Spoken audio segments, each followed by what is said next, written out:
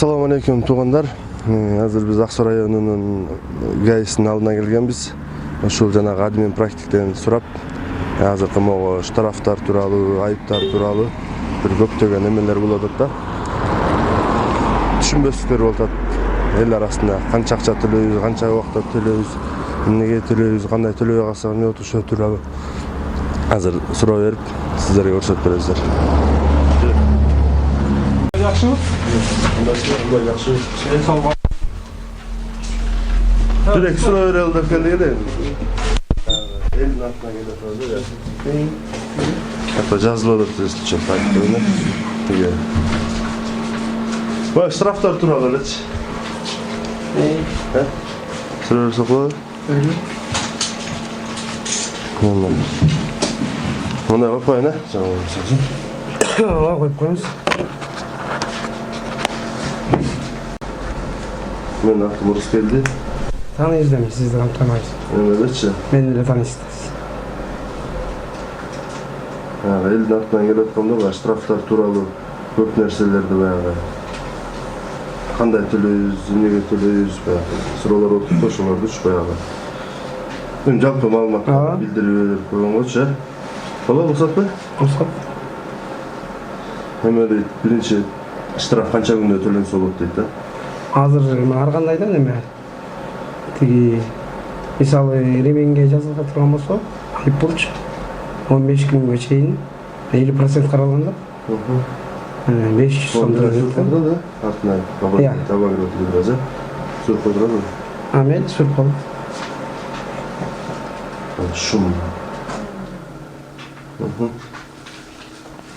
500 сом 15 күнгө чейин 500 сом төлөсө болот да. 15 күнгө чейин ременге. Башкаларына мисалы үчүн ичимдик масалында автоунаа башкарса, ага каралган эмес да. 50% каралган эмес. 50% каралган эмес да. Каралган нерсе толук турда канча төлөйт ага? 17.500 сом төлөнөт. 17.000. Мисалы ременге 50% арзандатылып төлөйт деп койсоң да. Ошол канча процент менен мындай эмес мөөнөттөн өтүп кетсе төлөнөт да. 15 күндөн өтүп кетсе, ошондо 1000 сом төлөнүп калат да. 16-17 күн болуп кетсе 1000 сом төлөнүп калат. Эгерде мисалы үчүн 1 ай 2 күндө төлөп кала турган болсочу, анда 1000 сом төлөп калат. 1,5 айда төлөп кала турган болсо, немеде тиги 1-2 айга өтүп кандайдыр бир жагдайлар менен же бир акча шартына байланыштуу анан жанагыдай 15 күндө төлөй албай калды, 15 күндө төлөй албаса 1000 сом төлөйт да. 1000 сом менен төлөйт. 1,5 айда төлөп калсачы эгерде. 1,5 айда төлөп калса, анын өзүнүн немелери бар, тиги почтадан эсептеп берет да. Канча пайыз ошол? Штрафтын көлөмүнүн өсүшү канча пайыз болот? 1% менен өсөт да. 1%. Күнүнө 1%. Эгерде такыр төлөй албай калсачы? Төлөбөсө неме болот да. Төлөбөй жүрө берсе пеня өсө берет да. Пеня канча убакытка чейин өсөт?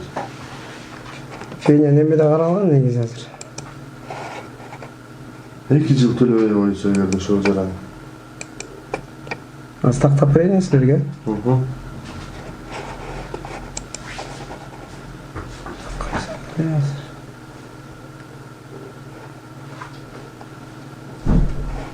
Пеня.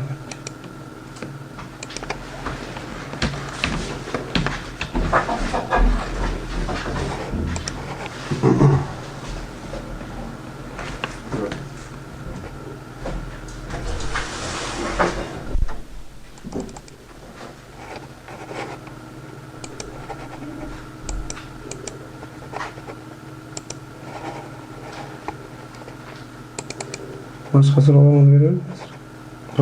Подряд алып.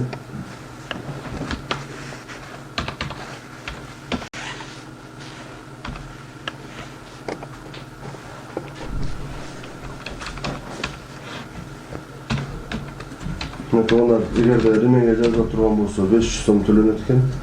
15 күндүн ичинде төлөй турган болсо, эгерде 15 күндөн ашып 1 ай болуп кетсе, анда 1000 сом болуп турда. Şurada da var. ошол эле Жотура бер. эгерде 2 жыл болуп келе турган болсо, ошону тактап берем. 2 жыл болуп кете турган болсо неме беребиз да, тиги төлөнбөгөндөргө почтага извещение беребиз, ал почталар таратып берет да. Ошо даректерине таратып берет. Эгерде ошол машина өзүнүн оформить этилбеген болсочу, мисалы үчүн силер штраф жазып коюңдар да. Ошо машинеге ким кишиге жазылса, ошо кишинин адресине, ошо адреске неме барат. Извещение барат да. Азыр жаңы мыйзам боюнча ошондой 2 жыл төлөбөй болсо. 3,5 жыл төлөбөй турган болсочу. 3,5 жыл эми төлөбөй койгондор жок. Төлөнүп эле. Бул штраф азыр анча боло элек да, жаңы мыйзамдар менен чыкканына, мисалы үчүн ушул 15 күн, 1 ай деп чыкканына канча убакыт боло элек да азырчы. Эми 1 жыл болбодубу? Былтыр январдан баштап, Эгерде ушул мына 1 жыл 2019-жылдын январынан баштап күчүнө кирген бул эмечи. ошондо мына 1 жыл болду. Эми ошондо төлөй элек да көп экен. 1 жылдан бери төлөй элек. Эгерде ошол эле адам 3,5 жыл же 4 жыл төлөбөй кое турган болсо, Азыр эрең болуп калган азырчы.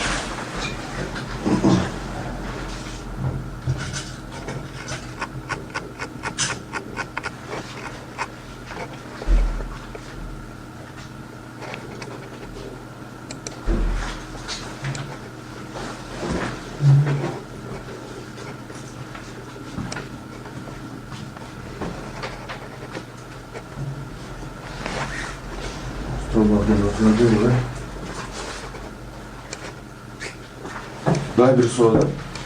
Машинамызды саттык да. Сатып ийгенбиз да. Анан штрафтар келип атат да. Ал маселе кандай чечилет? Ал маселе боюнча азыр тиги мисалы силер Бишкекке сатып ийдиңер да машинаңердичи. Бишкекке сатып ийип, ал жерде нарушение болуп атат да, жанагы коопсуздук шаар боюнча атайын неме Бишкек шаарында болуп атпайбы, коопсуздук шаарчы. Ошол жактан нарушение кылгат, мисалы сиздин адресиңиз биякта да, Ак Суудачы. Ак Сууга келет, бизге почта менен келет. Атайын сүйүнчү кат деп коет, ошол кат келет. Ошол каттын негизинде биз тиги ал машинеге неме беребиз. Ориентировка беребиз да. Ориентировка берилет. Эгерде ориентировканын учурунда кармалып калса ал машина, айып короогуна токтотулат да, станкага коюлат да. Тиги төлөтүлөт экен да, алып ошонун жаңы сатып алган штрафты өзү кылган киши төлөйт да, Мисалы сиздин машинеңиз да. Бияк сатып алып атат, бул Бишкекке барып нарушение кылып атат, а сизге келе берет да, ал штраф сизге келе берет да. Эми ошол штрафты ким төлөш керек болуп калат? Документ боюнча, аты жөнү боюнча баягы мурунку ээсине барып атпайбы? Мисалы мага келип атат. сизге келип атат да. Документально мындай айтканда, машина оформленный кишиге келип атат. Ал мурун андай мыйзам жок себептен сатып ийген, баягы ушундай эле болот. Азыр көп ошондой маселе көп болуп атат. Азыркы мезгилде могу коопсуздук шаар долбоору киргенден бери ошол маселе аябай кишилердин көйгөйү ошондой болуп атат азырчы. Эгерде бул айтсачы, мен ушундай штраф менен эле кошо сатып алып турмун деп койсо. Штраф кандай? Мен машинаны сатып алып атканымда эле ошондой штраф менен кошо эле бар экен деп. Негизи кимге тиги автоунаа неме кимге тиешелүү болсо ошо адам төлөйт негизичи. Ошол адамга келет, атайын сүйүнчү кат деп келет. Жок, бирок ал дегенде ошо оформление кыла элек да. Менин атымда болуп атпайбы, барчы. Ошо сизге келе берет да. Сизге келе берет да. Ошол келген киши төлөш керек болгон. Келген киши төлөш керек болот. Ошондо бул сатып ийген киши сервана тиги кылган штрафты төлөп коет. Ошондой. Биздин мыйзамда ошондой, Анан жанагы суроо боюнча 4 жылда төлөбөй койсо эмне болот экен? 4 жылда төлөбөй койсо пенялар өсө берет, аны эсептеп беришиң керек да. Кагаз түрүндө берейин силерге неме келди. Аябай неме болуп атса дагы келсе. 4 жылда байланышып мен немесин жообун берем. Урматтуу подписчиктер, силерге тактап коеюн, эгерде бул айып пул эгерде ошондой мөөнөт өтүп кете турган болсо, 3 жылдан көп өтүп кете турган болсо, бул административдик штрафтар деп коет, алар кайра жокко чыгарылат да, 3 жылдык мөөнөттөн кийинчи. Эгерде мисалы үчүн жанагыдай случайлар болуп атпайбы, гаилер менен жарандардын, айдоочулардын ортосундагы жанагыдай пикир кезбештери, бирок экөөнүн тең видеосу бар да. Экөөнүн тең видеосу бар. Айдоочу айтып атат, мен мындай айтканда видео фиксациям бар, мен нарушать эткен жокмун. Тигилердики тоже видеосу менен экөө теңчи. Мен нарушать эттим. Анан жол эрежесин бузган боюнча. Жол эрежесин бузган боюнча. Анан экөөнүн тең штраф жазылды. Кимге? Айдоочуга? Айдоочугачы. Экөөнүн тең видеосуна каралбастан штраф жазылды. Протокол түзүлүп атат да. Анан айдоочу ошого макул эмес деген билдирди да протоколгочу. Протоколго макул эмесмин деди. Анда эмне болуп калат, кандай чечилип калат? Аны эгерде неме не согласен болуп атат ошондо айдоочу макул эмес болсо, анда немеге кирбейт, аны комиссияны чечет да. Комиссия канча кишиден турат? Комиссия биздин жетекчиликтен турат. 3-4 кишиден турабыз. Катчы менен 4 киши болот да. Эгерде комиссияга да макул эмес болсочу? Комиссияга макул эмес болсо, сотко барат да. Сотко. Соттон утула турган болсо, айдоочу. Соттон утула турган болсо, соттун негизинде атайын юридикалык баа берилет да инспекторго кимисине болсо дагычы. Эмен төртүнчү суроо. Мисалы үчүн правасын унутуп калды да бирөөчү. Айдоочу кетип барат, правасын унутуп калды. Анан ошол эле учурда превышение кылды, жанагыдай 1000 сом, 3000 сом айып. Катуу айдап, Анан аны баягы ГАИ кызматкерлери токтотту. Токтосо жанында правасы жок. Превышение менен радар менен кармады. Кармаса дагы ичип да калган экен ачы. Кайсынысына штраф түзүлөт? Неме да айдап катуу скорость, ылдамдыкты катуулатып барат. Правасы жок да. Айдоочулук күбөлүгү жок. Сен группировочный нарушение биринчи очередь протокол жазып бересиң. Неме болот да, мындай болот. Тозгон учурда биринчи тозуп кишини айдоочуну наркологиядан өткөрөт. Ичтиби, ичпегендигин аныктап, аныкталгандан кийин машинасын атайын штраф станкага коюлат. Негизинде унутуп калган үчүн канча штраф? Правасы эгерде бар болсо, үйүнө унутуп кала турган болсо 1000 сом болот. 1000 сом. 121 час 122 час 1 менен жазылып берет да. Ошондо айдоо ичип алып айдаган болсо, 128 час 1 деп немеде бузуулар жөнүндө кодексте каралган да. Кайсынысына штраф төлөп коет ал? Үчөөнө тең төлөйт. Үчөөнө тең төлөйт. Мастыгына да төлөйт 17500 сом. Правасын алып келет. Ошондо правасын алып келгенден кийин мастыгына жазып беребиз. Еще тиги превышениясына жазып беребиз. 10 км/час болсо 1000 сом болот. Эгерде тиги правасы үйүндө жок болуп кала турган болсо 5500 сом болот. Немесичи? Правасын алып келип берсечи? Правасын алып келип берсе 1000 сом болот да. Ошо правасын алып келип бергенге чейин убакыт берилеби? Машина деген станкага коюлат.